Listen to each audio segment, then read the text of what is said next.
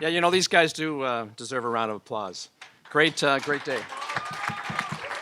The attendance tonight this afternoon, actually this afternoon, and coming up to the evening at the Brisbane Entertainment Centre, 9,552. Our gate was 1,325 Australian dollars. We've got some performance bonuses. Fight of the night, Jake Matthews versus Johnny Case. And 2 performance bonuses, one for Mark Hunt and one for Neil Magny, $50,000 US to each of those 4 fighters. So who's got the first question? Start with Neil, if you don't mind. Obviously, an incredible win for you tonight. Give us an idea of what was going through your head in the first round. A lot of trouble there. I mean, how hurt were you really, and kind of what was going through your mind as that first round played out? I was definitely hurt going into the first round. Once I got down to the mat, it was just kind of like just find a position to protect myself and then find a way to get back to the feet and recover. I thought I was doing so by trying to protect my chin against the cage, but then I started eating shots in the back of the head. So I just had to switch it up and try something different because that defense wasn't working. So I just had to find a way to just dig deep and drive on. Of course, the momentum changed entirely the second round. You were on top, punching away, looking up at the ref. It looked like you were actually kind of disgusted when the round ended, or confused or frustrated or something. What was your emotion when the fight wasn't stopped? You just kind of go out for the guy. I mean, as much as we're in the sport to win or whatever, like it's hard as an individual to like really sit there and put that kind of damage on a guy and not have it stopped. I mean, the ref's supposed to be to protect the fighter, and he wasn't in position to protect himself at all, and the ref should have stepped in earlier, I thought. But I don't know. That's not my job. I guess I can just keep fighting. I don't know. I know you're a company guy and will do whatever the UFC asks you to, but when you're 10-1, you get to wield a little bit of power. So what do you think should be next for you? If I had my way, I just kind of wait for a top 5 opponent and then eventually make a title run for years over. That would be my goal.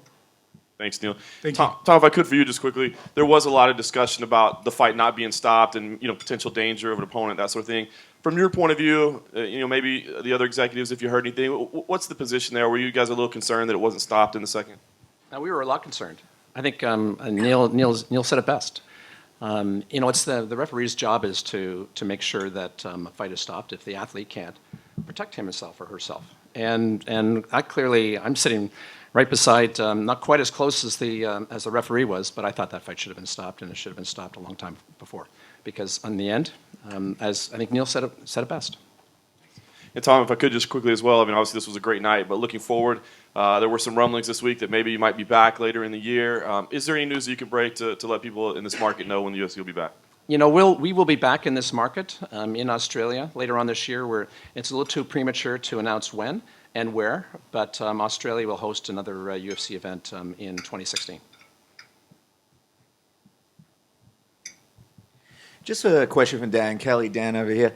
I mean, what a moment tonight. You get the upset when the crowd goes crazy. It felt like the arena was going to fall apart from all the crowd cheering for you. Describe for us that finishing sequence when you realized that you won the fight and you heard that reaction from the Brisbane crowd.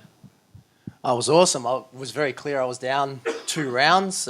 Things weren't going great.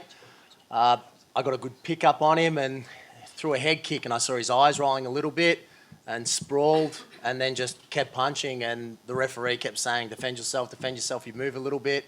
And then, when they called a stop, I was a little bit overcome with emotion, but it was good, really good win. And the crowd's awesome. The crowd's always fantastic in Australia. We always have loud crowds. We always fill whatever arena it's in, so it's good that the UFC have invested here. It's funny because every time you're going into a fight, it's like, here's Dan Kelly, he's an underdog. Do you feel like the days of the underdog is over? I mean, this performance sort of proves that you're relevant in the division, even at 38 years of age, even though you came into the sport a bit later. Yeah, I think I am relevant, and I'll be the underdog again because I want to fight someone who's ranked above me. If you look at a whole heap of different rankings, Antônio Carlos Júnior won a tough show.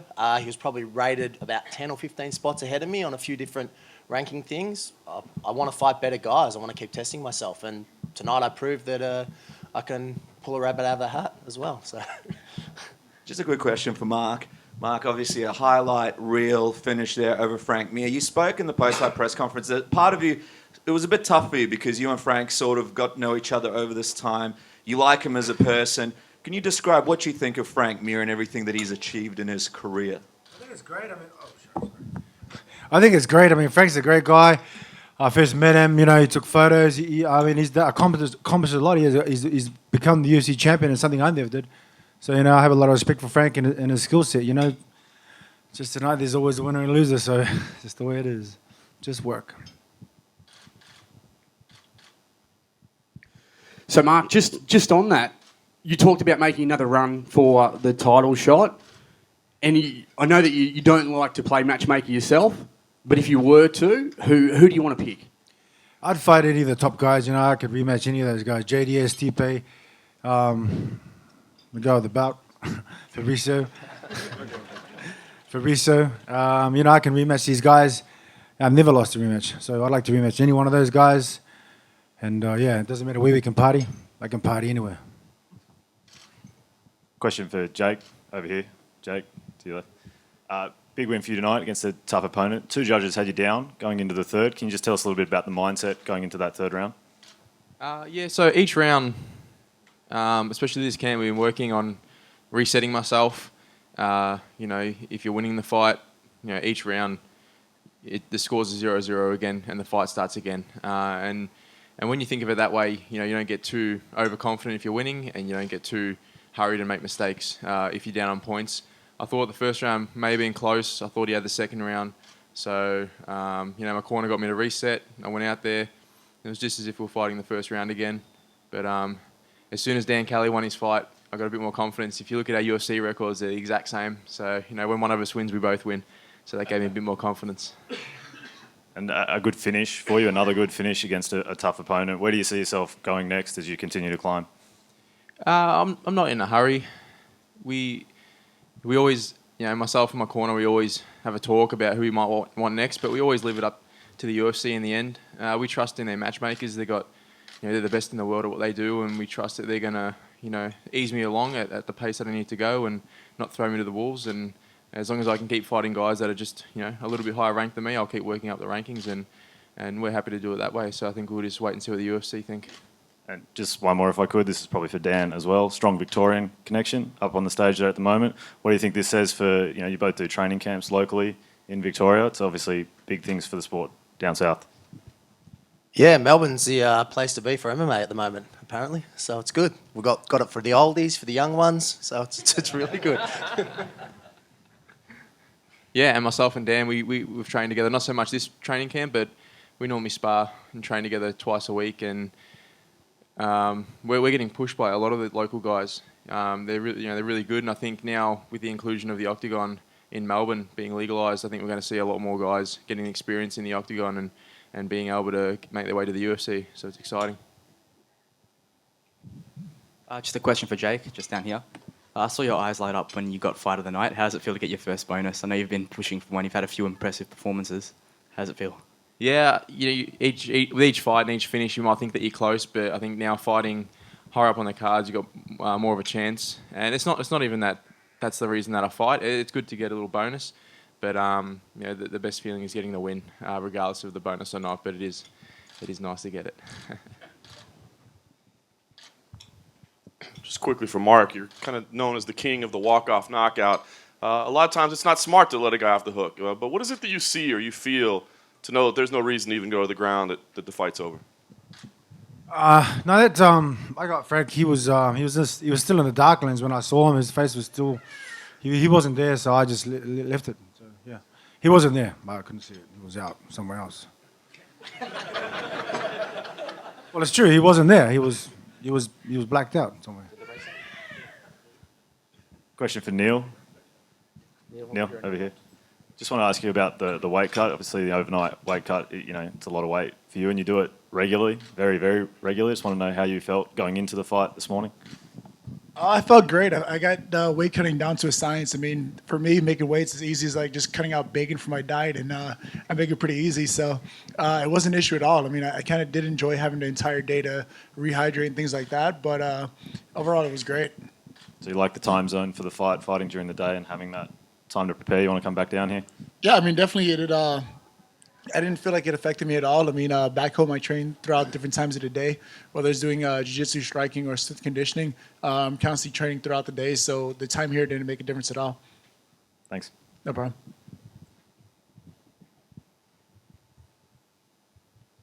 Question for Jake. Obviously had a lot of success in Australia. Is there a particular card overseas that you're keen on getting on in the future? No, like I said before, we just led up to the UFC. I just, we just finished the fight. I never like to look past fights, and I've done it once in my career, and that was the only time I've lost. So when I get a fight, that's the only thing that's on my mind. So we haven't thought about it yet. Haven't discussed it with management or my corner yet. We may start looking at where to fight or who to fight next, or we'll just leave it to the UFC. So we'll see what happens. In the second round of your fight with Johnny, you hurt him to the body. Did you realise you had him hurt at the time, or did it take your corner to let you know at the end of the third round to attack the body more in the third?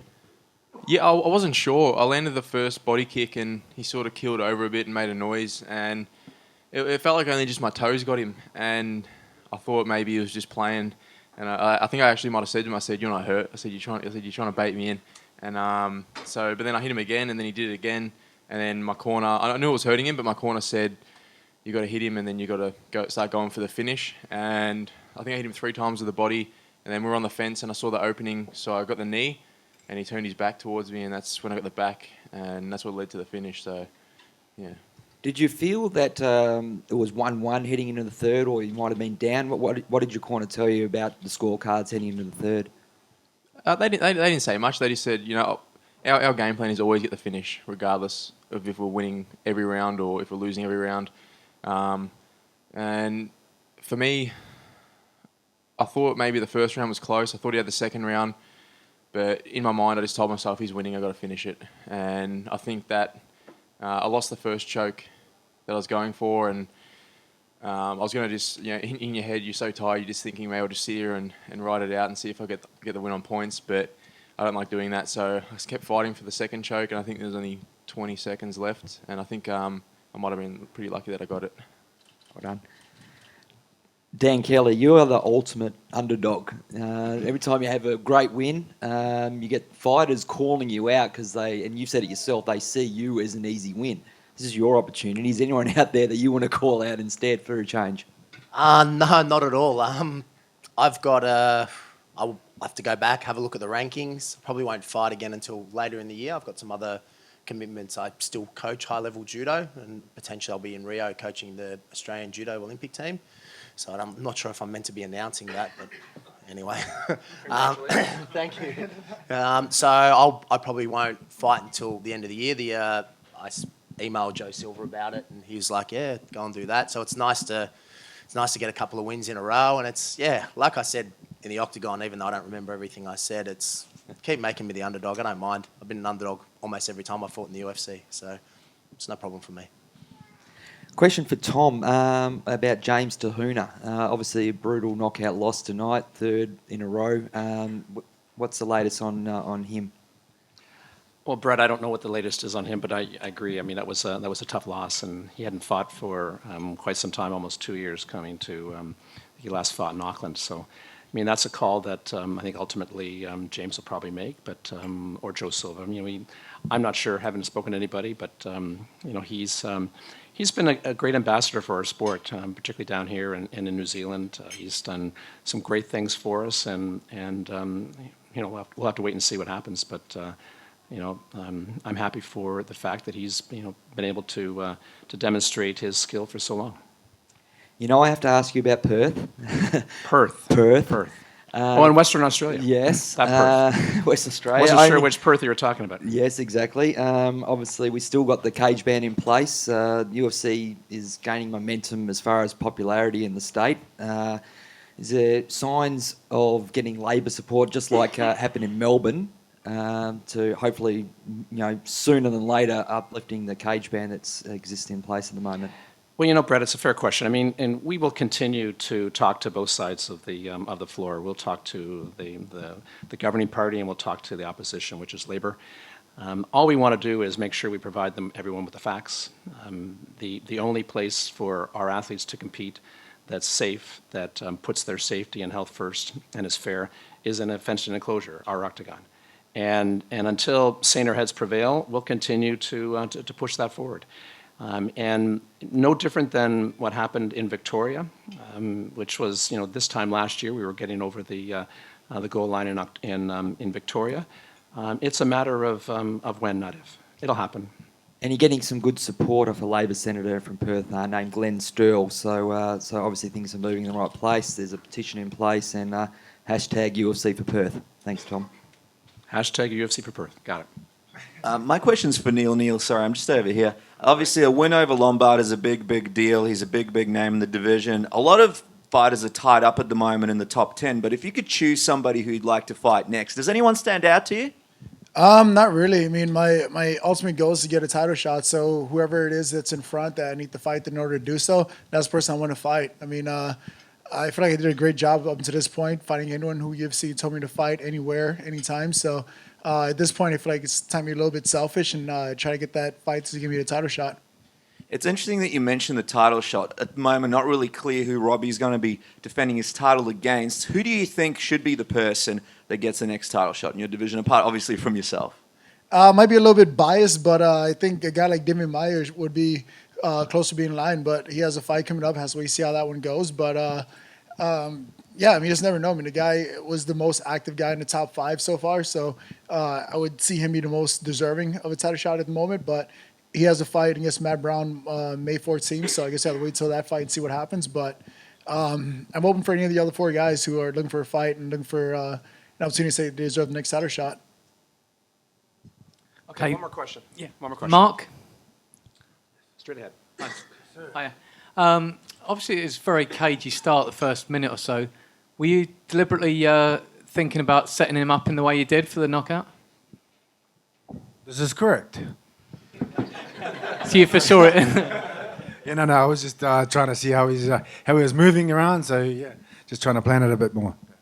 So that you saw that sort of left jab, that when he ducked from your left jab, you'd come through you with the right hand. I was going to shoot an uppercut through there, but I thought he was a bit slower, so I just thought I'll catch him early with a straight right, and yeah, that's what ended the fight.